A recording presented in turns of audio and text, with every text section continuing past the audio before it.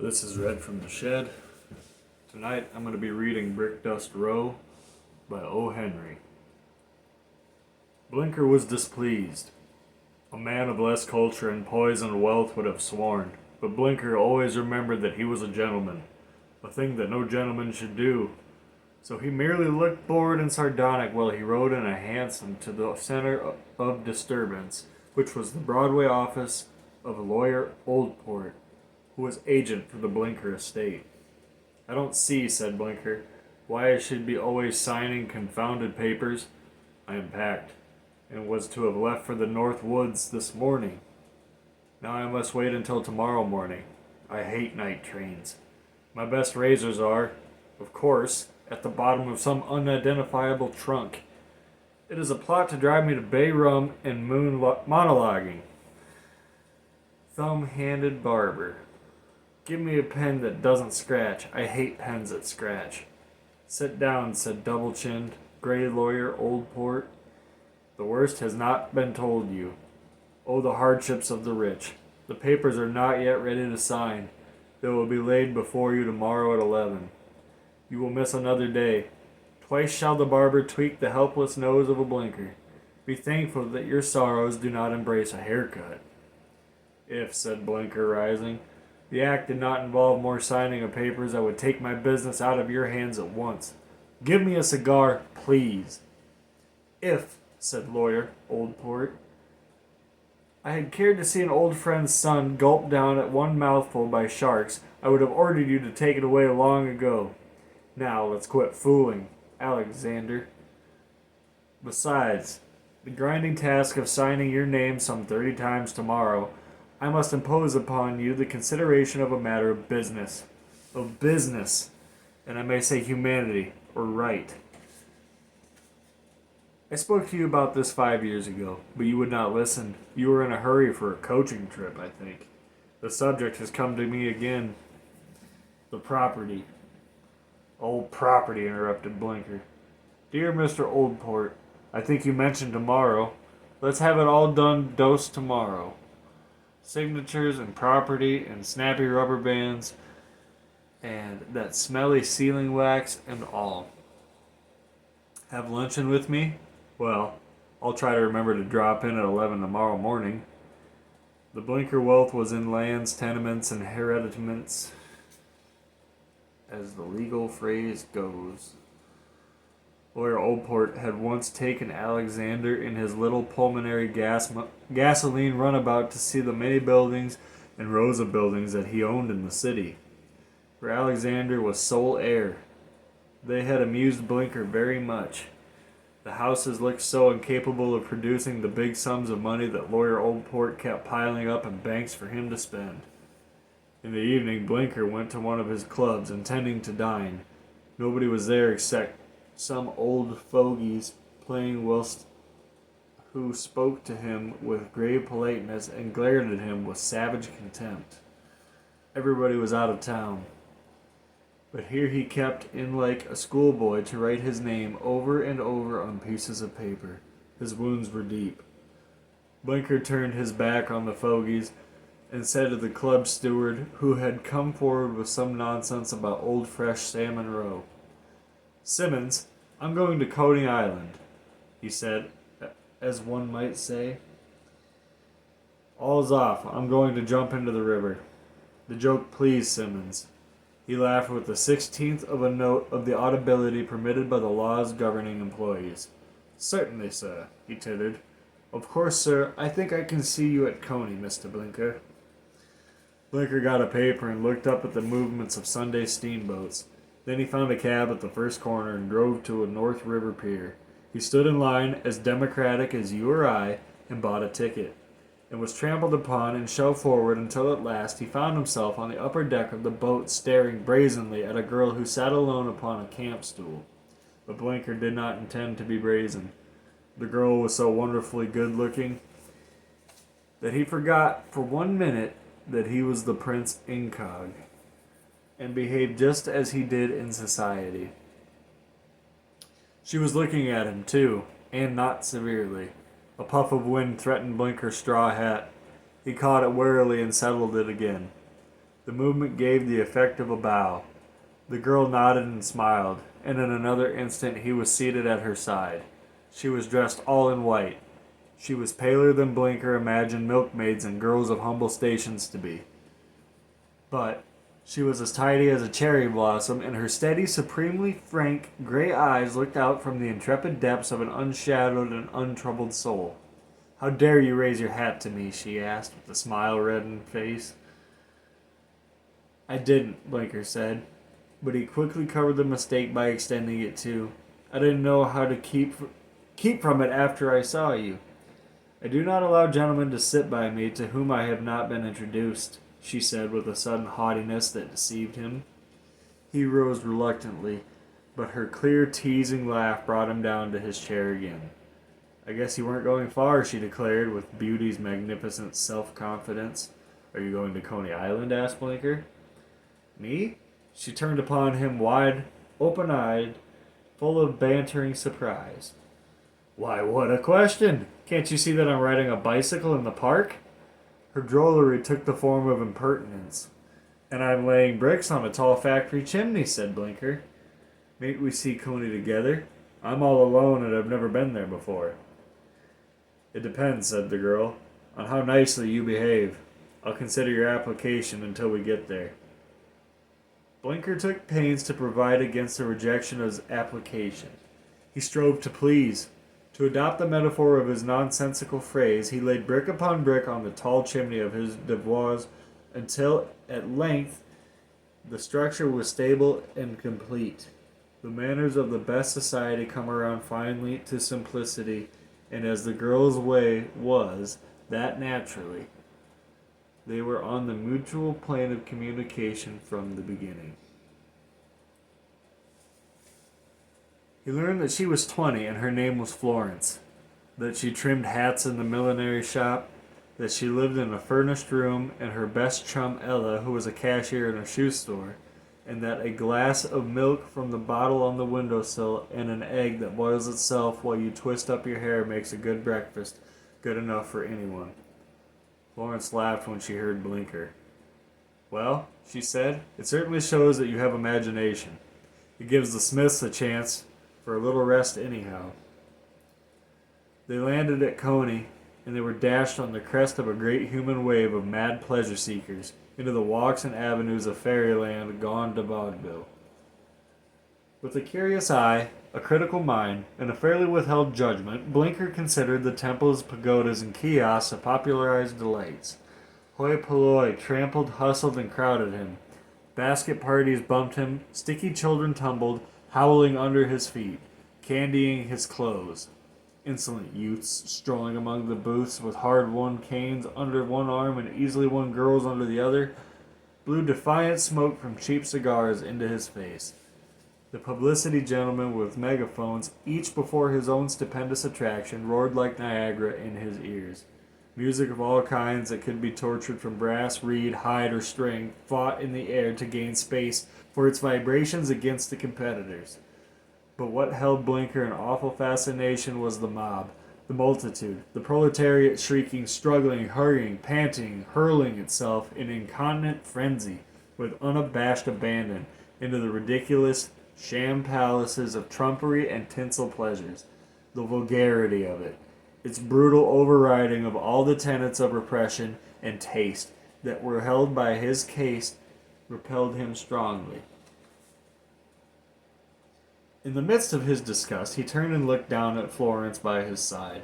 She was already with her quick smile and upturned happy eyes, as bright and clear as the water in trout pools.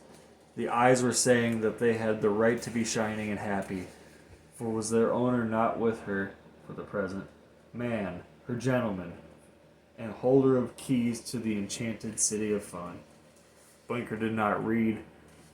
He did not look accurately, but by one miracle he suddenly saw Coney all right. He no longer saw a mass of vulgarians seeking gross joys. He now looked clearly upon 100,000 true idealists. Their offenses were wiped out.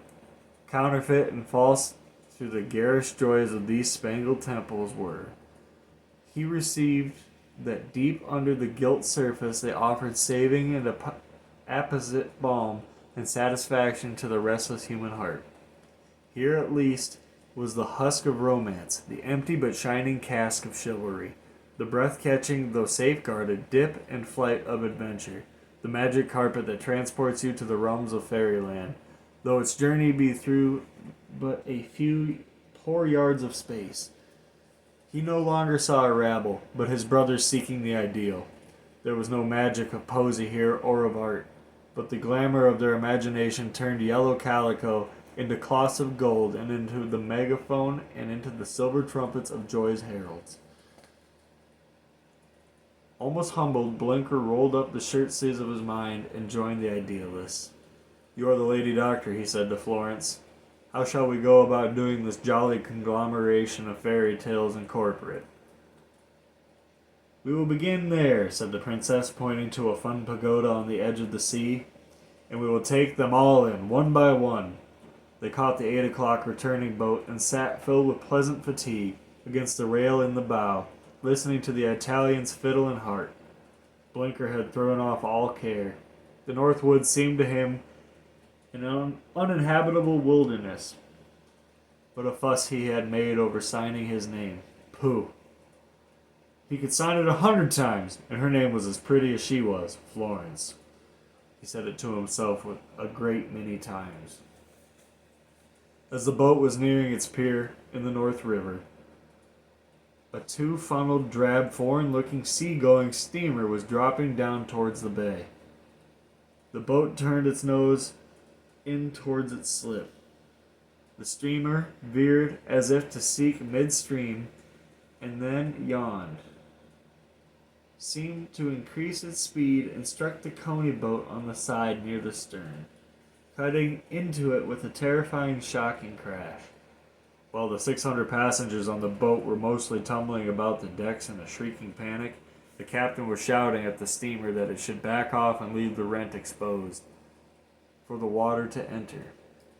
But the steamer tore its way out like a savage sawfish and cleaved its heartless way full speed ahead. The boat began to sink at its stern, but moved slowly toward the slip. The passengers were a frantic mob, unpleasant to behold. Blinker held Florence tightly until the boat had righted himself. She made no sound or sign of fear. He sat on a camp stool, ripped off the slats above his head, and pulled down a number of life preservers. He began to buckle one around Florence. The rotten canvas split and the fraudulent granulated cork came pouring out in a stream. Florence caught a handful of it and laughed gleefully. "It looks like breakfast," she said. "Take it off. They're no good." She unbuckled it and threw it on the deck. She made Blinker sit down and sat by his side and put her hand in his. "What do you bet we don't reach the pier all right?" she said, and began to hum a song. And now the captain moved among his passengers and compelled order. The boat would undoubtedly make her slip, he said, and ordered the women and children to the bow where they could land first. The boat, very low in the water at the stern, tried gallantly to make its promise good. "Florence," said Blinker, as she held him close by an arm and hand, "I love you."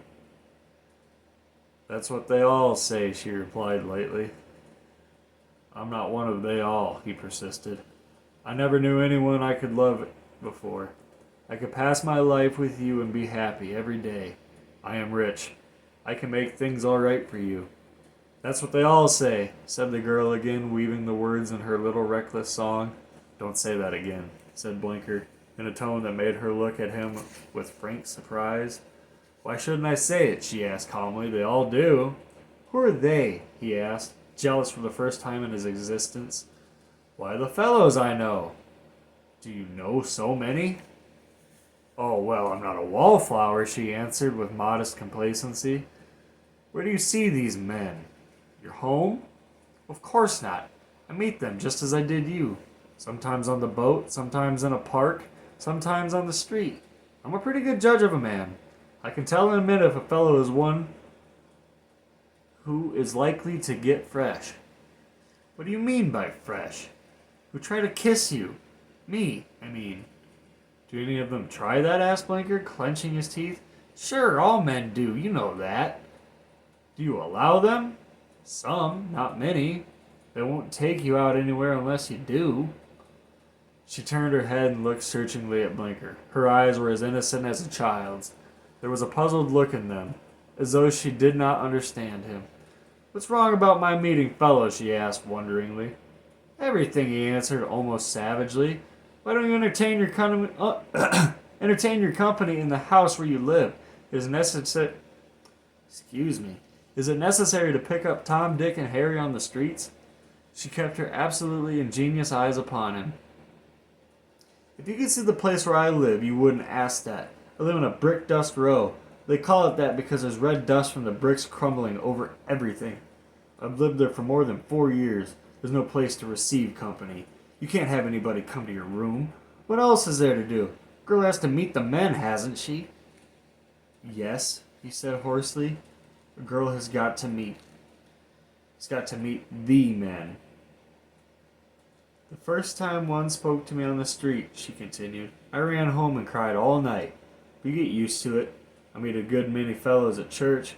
I go on rainy days and stand in the vestibule until one comes up with an umbrella. I wish there was a parlor so I could ask you to call, Mr. Blinker. Are you really sure it isn't Smith now? The boat landed safely. Blinker had confused impression of walking with the girl through quiet crosstown streets until she stopped at a corner and held out her hand. I live just one more block over, she said. Thank you for a very pleasant afternoon. Blinker muttered something and plunged northward till he found a cab. A big gray church loomed slowly at his right. Blinker shook his fist at it through the window. I gave you $1,000 last week, he cried under his breath, and she meets them in your very doors. There's something wrong. There is something wrong. At 11 the next day, Blinker signed his name 30 times with a new pen provided by Lawyer Oldport. Now let me get to the woods, he said surlily. You are not looking well, said Lawyer Oldport. The trip will do you good, but listen, if you will, to that matter of business of which I spoke to you yesterday, and also 5 years ago. There are some buildings, 15 in number, of which there are 5 new 5-year leases to be signed. Your father contemplated a change in the lease provisions, but never made them. He intended that the parlors of these houses should not be sublet, but that the tenants should be allowed to use them for reception rooms. These houses are in the shopping districts and are mainly tenanted by young working girls. As it is, they are forced to seek companionship outside. This row of red brick... Blinker interrupted him with a loud, discordant laugh. Brickdust Row for an even 100, he cried, and I own it. Have I guessed right? The tenants have some such name for it, said Lawyer Oldport. Blinker arose and jammed his hat down to his eyes. Do what you please with it, he said harshly. Remodel it, burn it, raze it to the ground. But man, it's too late, I tell you. It's too late, it's too late, it's too late, it's too late, it's too late. The end. Well, it wasn't my finest performance by any means, but I've been reading this book all day to myself. I bought this book today. I read 6 or 7 stories out of that. And I didn't buy, but I've been reading this story too. So, and it's 1 o'clock in the morning, time of recording. So, my voice ain't all there. Eyes are certainly not all there. Every fumble you heard was because I was reading the next line. Try to put all the drama that writing deserves into it when you can. Don't claim to be an actor, but just doing this for myself. Anyways, that was that.